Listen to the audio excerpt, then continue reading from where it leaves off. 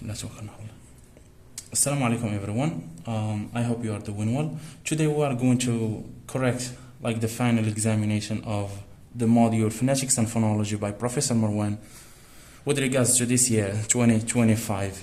So the final examination goes like this with like two parts. Part one is related to the field of phonetics, and the second part is related to the field of phonology and its analysis. So in this video we're going to cover the first exercise which is related to the phonetic or the phonetics field. While the exercise one asks you this question to give short answers to 3 questions. The first question is about the feature of nasal or the nasal feature, whether it is a place of articulation or a manner of articulation. So I'm going to read the first question, this one. Is the feature nasal? Okay, here. Is the feature nasal a place or manner feature? Motivate your answer.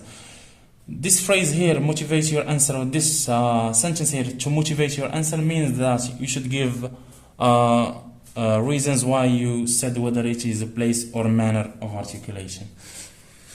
So here, to make it clear, we're going to use some paper here to illustrate this situation.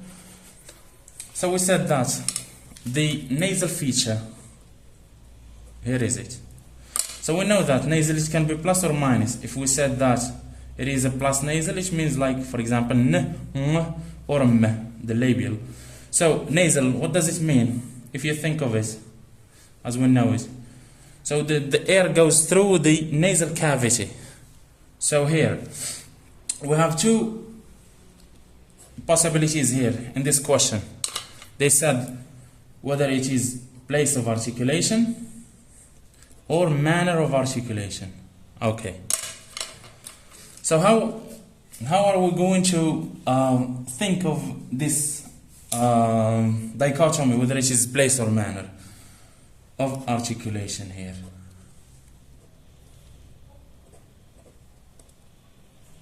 The first thing to do is to define each feature and to understand it, each one of them. So the place, we know that the place is about where the segment or the sound is articulated. So it is about where. Remember this.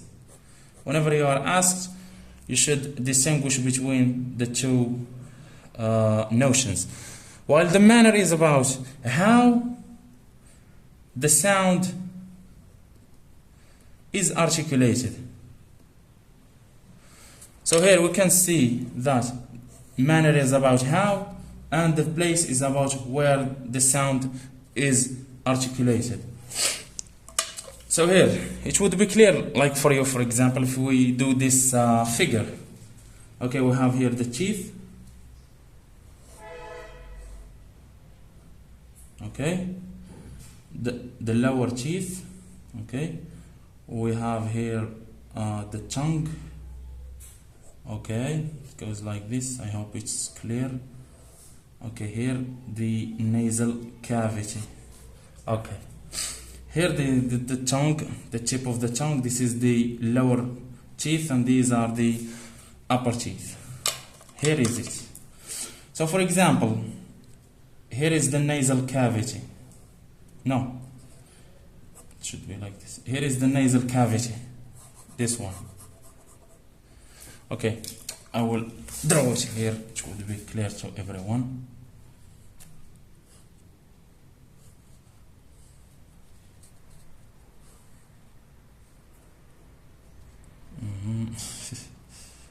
Okay.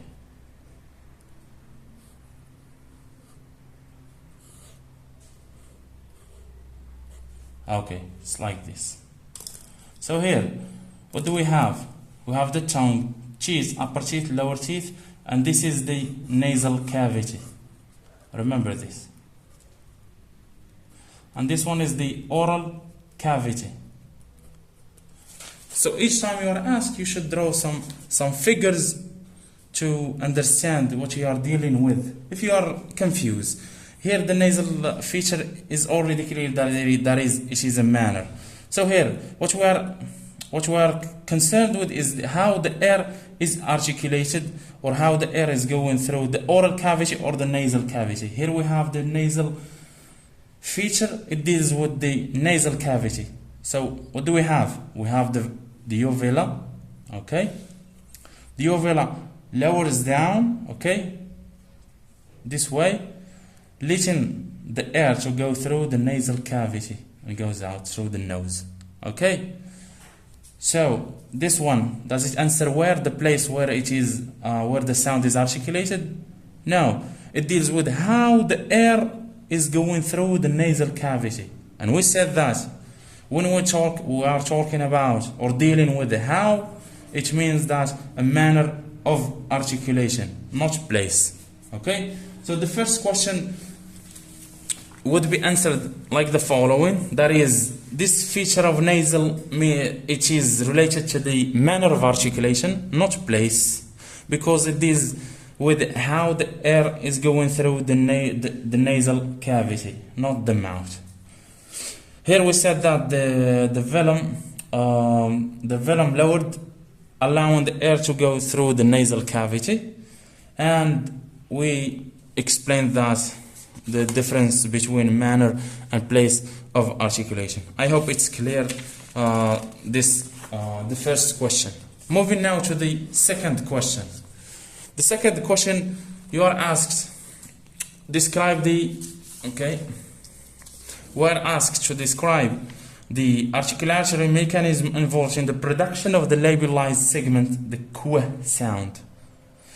What you should do all the time is to articulate the sound that you are given, because sometimes our memory may fail us, okay? May fail us. So we have to articulate the sounds to know where it is articulated and how it is articulated, to be sure. And sometimes just to make sure that sound is correctly articulated. So here we are asked to give like the articulatory mechanism related to the qu sound. So here, from the first glance that we have here, we can say that the k sound, we know that the velar, the minus voice, velar, stop.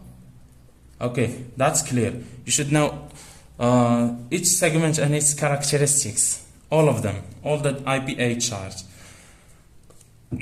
in order not to be confused on the day of the exam. And the w sound here, we have it as a secondary articulation. We said that the k sound here, it is the primary, okay, articulation, and the w sound is the secondary articulation. The moment that you articulate the sound and you distinguish between the primary and secondary articulation, and you know what sound that is, that's the answer. So no matter to be confused on the day of the exam. I think it's clear. So here what we are going to do is to say that the k sound is articulated like as minus voice, velar stop, as a primary articulation of that sound, which is stop, then followed by a rounding of the lips. So here the w sound like gives the notion of what? Of plus round. Or we can say rounding of the lips.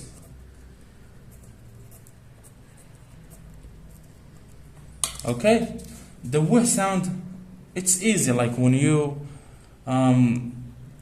see like the lips are getting rounded when articulating the qu sound. The lips round. Okay. Here we said that it's the rounding of the lips. The secondary articulation is concerned with the rounding of the lips. So here by articulation that velar stop with a roundness of the lips. So we have the primary articulation is the k, and the secondary articulation is w sound, or the labialized velar. We can say that this sound here, if you want to give it like a characteristic, we can say that labialized